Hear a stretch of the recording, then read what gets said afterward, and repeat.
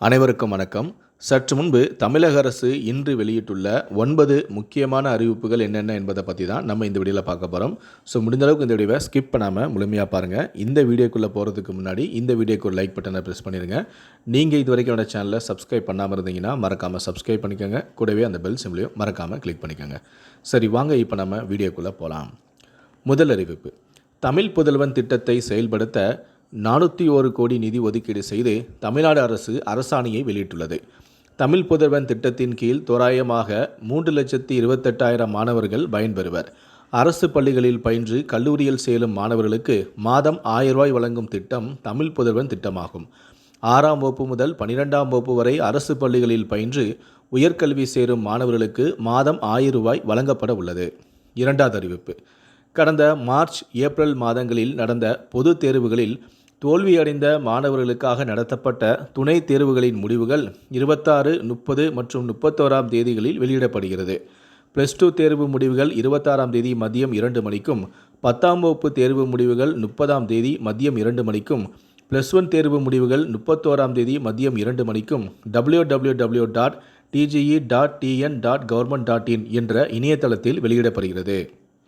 மூன்றாவது அறிவிப்பு: தமிழ்நாட்டில் இயங்கும் 1500 பழைய பேருந்துகள் விரைவில் புதுப்பிக்கப்படும் எனவும் 7200 புதிய பேருந்துகள் வாங்க முதலமைச்சர் உத்தரவிட்டுள்ளார் எனவும், மேலும் 500 மின்சார பேருந்துகள் வாங்க திட்டமிடப்பட்டுள்ள நிலையில் 100 பேருந்துகளுக்கு டெண்டர் கோரப்பட்டுள்ளது எனவும், அரசு விரைவு போக்குவரத்து கழகத்துக்கு 200 புதிய பேருந்துகள் வாங்க முடிவு செய்யப்பட்டுள்ளது எனவும் அவர் கூறினார்.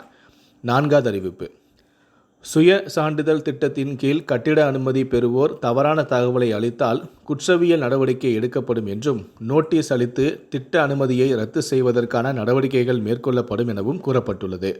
அதிகாரிகள் கட்டுமான பணிகளை ஆய்வு செய்யும் போது விதிமீறல்கள் கண்டறியப்பட்டால் உரிமையாளர்கள் அதனை சரி செய்ய வேண்டும். இல்லாவிட்டால் கட்டிடத்தையே அப்புறப்படுத்தும் நடவடிக்கைகளை அதிகாரிகள் மேற்கொள்வார்கள் என தமிழக அரசு எச்சரித்துள்ளது.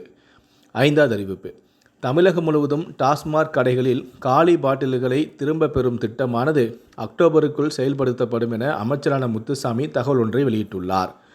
ஆறாவது அறிவிப்பு: அடுத்த ஆண்டு மார்ச் மாதம் கீழம்பாக்கம் ரயில் நிறுத்தம் நடைமுறைக்கு வந்துவிடும் என தெற்கு ரயில்வே பொது மேலாளரான RN சிங் பேட்டி ஒன்றை அளித்திருக்கிறார்.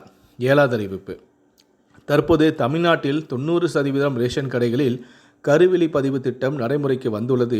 இது விரைவிலேயே அனைத்து ரேஷன் கடைகளிலும் அமல்படுத்தப்படும் என்று உணவுப் பொருள் வழங்கல் துறை தெரிவித்துள்ளது. பயோமெட்ரிக் முறையால் வயதானவர்களுக்கு சரிவர தங்களுடைய கைரேகை பதிவு செய்ய முடியாததால் இந்த கருவிழி பதிவு திட்டம் கொண்டுவரப்பட்டது குறிப்பிடத்தக்கது. எட்டாவது அறிவிப்பு: தமிழ்நாடு, புதுச்சேரி மற்றும் காரைக்கால் பகுதிகளில் இன்று முதல் 7 நாட்கள் மிதமான மழைக்கு வாய்ப்புள்ளதாக வானிலை ஆய்வு மையம் கூறியுள்ளது.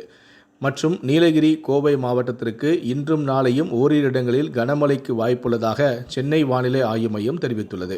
7 முதல் 11 சென்டிமீட்டர் மழைக்கு வாய்ப்பு இருப்பதாகவும், இன்றும் நாளையும் 2 மாவட்டங்களுக்கு மட்டும் மஞ்சள் எச்சரிக்கை விடப்பட்டுள்ளது.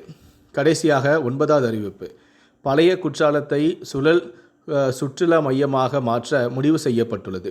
இதற்கான பணிகளை வனத்துறை முடுக்கிவிட்டுள்ளது. கிராம அளவில் வளர்ச்சிக்குழு அமைத்து அருவி பகுதியை மேம்படுத்தவும் வனத்துறை முடிவு செய்துள்ளது. எதிர்ப்பு தெரிவித்து வரும் வியாபாரிகள் மக்களை நேரில் அழைத்து விளக்கம் அளிக்கவும் வனத்துறை முடிவு செய்துள்ளது. இந்த 9 அறிவிப்புகளை பற்றிய உங்களுடைய கருத்துக்களை கீழே இருக்கக்கூடிய கமெண்ட் செக்ஷனில் மறக்காமல் சொல்லுங்கள். முடிந்த அளவுக்கு இந்த வீடியோவை மற்றவங்களுக்கும் ஷேர் பண்ணுங்கள். மேலும் இது போன்ற பல வீடியோக்களை பார்க்கணும் அப்படின்னு நினச்சிங்கன்னா மறக்காமல் சேனலை சப்ஸ்கிரைப் பண்ணுங்கள். நன்றி, வணக்கம்.